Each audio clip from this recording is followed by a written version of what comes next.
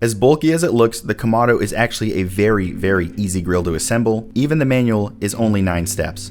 It's just cumbersome. So unless you're incredibly strong, for parts of this you're going to need a friend. The only tool you'll need is a Phillips head screwdriver because the wrenches are included for the bolts. First, we start with the legs, and for all 4 of them, just tighten the threaded screws into the holes on the bottom of the leg.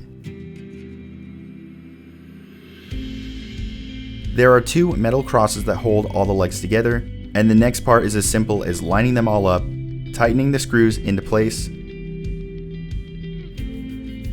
There are multiple screws and this part is tedious, but when you're done it will be absolutely firm and strong enough to hold your Kamado.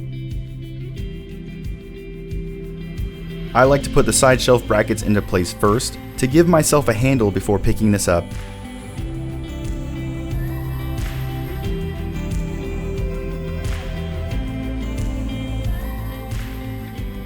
Before you go the rest of the way, make sure that these brackets are pulled as close to each other as possible.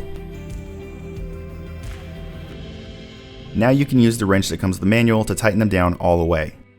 And make sure they're tight if you want to use these to help pick up the Kamado.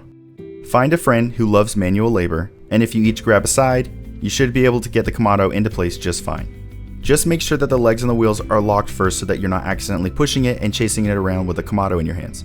Since we already tightened up the brackets, the side shelves just pop right into place.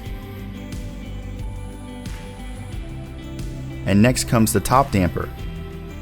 The top damper comes with 2 really long skinny screws and a teeny little nut and washer on the back end. Stick the screws into place to hold the damper first, then lift up the top of the Kamado. Tighten the bolts on the inside with your fingers or use a Phillips head on the outside. The order here is the round firebox first,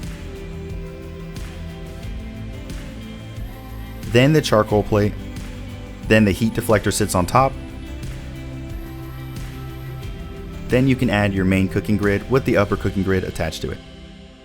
To install the handle, just pull it wide a little bit and it'll fit into place, and then tighten its bolts on.